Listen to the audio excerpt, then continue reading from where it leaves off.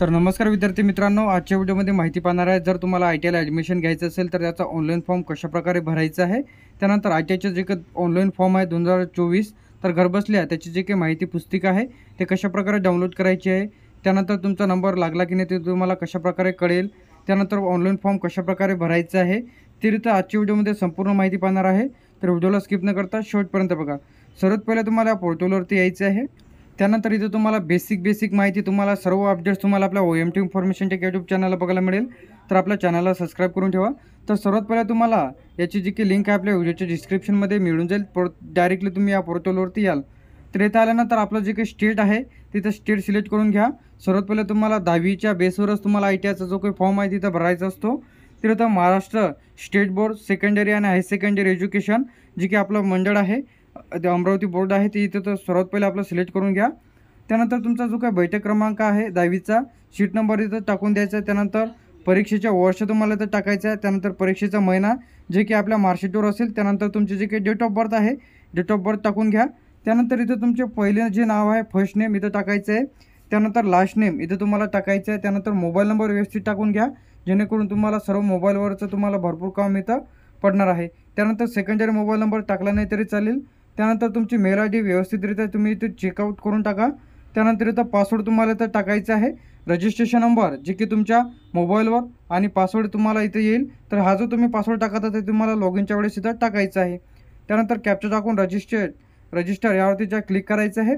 Click केल्यानंतर आपला जो काही रोल नंबर आहे बैठक क्रमांक इथे सर्व डिटेल्स भरल्यानंतर आपली मेल ID टाकल्यानंतर एक OTP येईल आपल्या मोबाईलवरती.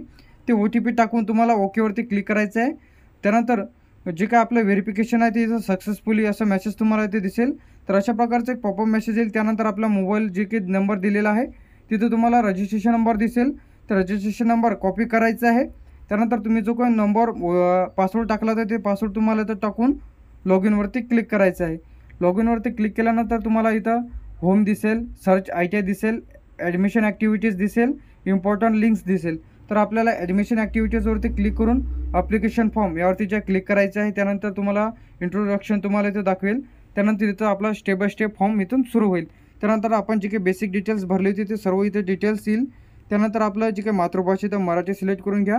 तुमचा जो काही धर्म आहे हिंदू आहे मुस्लिम आहे ते तुम्हाला इथं सिलेक्ट करून घ्यायचं आहे. कोणत्या कॅटेगरीतून भरायचं आहे SC असेल ST असेल OBC असेल जनरल असेल ते सिलेक्ट करून घ्या. तुमची जात इथं सिलेक्ट करा. ईमेल ID मोबाईल नंबर इथं ऑटोमॅटिकली येईल. त्यानंतर इन्कम सर्टिफिकेट म्हणजे वार्षिक उत्पन्न किती आहे ते तुम्हाला इथं सिलेक्ट करायचं आहे. तुमचं वार्षिक उत्पन्न तुमच्या इन्कम सर्टिफिकेटवर चेक करून टाकून द्या. त्यानंतर नेक्स्ट पेजवरती क्लिक करायचं आहे. नेक्स्ट पेजवरती क्लिक केल्यानंतर आपली जी काही कंट्री आहे ती इथे इंडिया येईल. त्यानंतर आपला ॲड्रेस तुम्हाला ते फिलअप करायचा आहे. तुम्ही कोणत्या जिल्ह्यांमध्ये बिलॉंग करता तालुका गाव. त्यानंतर पिनकोड इथं टाकून नेक्स्ट पेजवरती क्लिक करायचं आहे.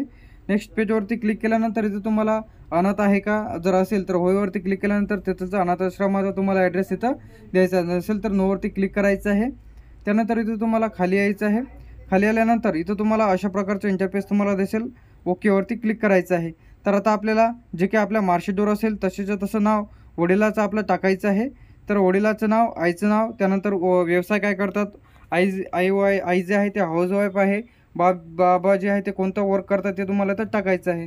त्यानंतर तुमच्याकडे NCC आहे किंवा हँडिकॅप आहे असेल. हँडिकॅप जर असेल तर जर केलं तर तुम्हाला हँडिकॅपचा प्रकार, त्यानंतर टक्के किती टक्केपर्यंत हँडिकॅप आहे ते तुम्हाला तर टाकायचं आहे.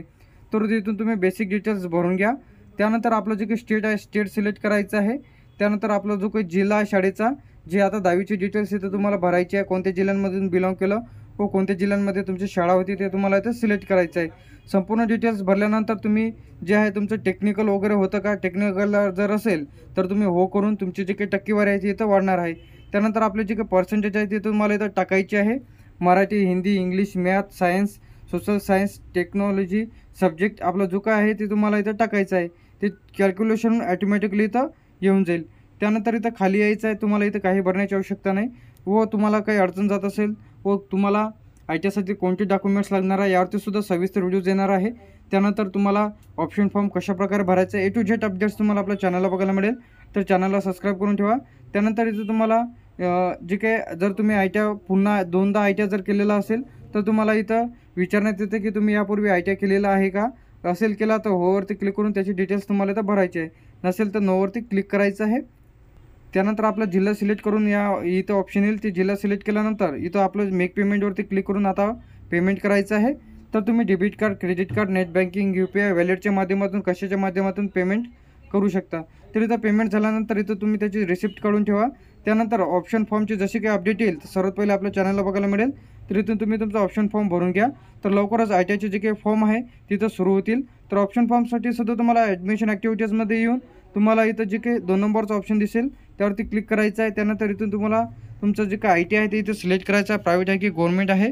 तर तो कोणत्या ITमध्ये ॲडमिशन घ्यायचं आहे ते तुम्हाला ते टाकून ऑप्शन फॉर्म ते लाईव्ह व्हिडिओ नंतरच तुम्हाला कळणारच आहे. तर आपल्या चॅनलला सबस्क्राईब करून ठेवा. तर ITIचे फॉर्म जसे काही सुरू होतील तर सर्वात पहिले तुम्हाला आपल्या चॅनलला अपडेट मिळेल. तर आपल्या OMT इन्फॉर्मेशन टेक यूट्यूब चॅनलला सबस्क्राईब करून ठेवा.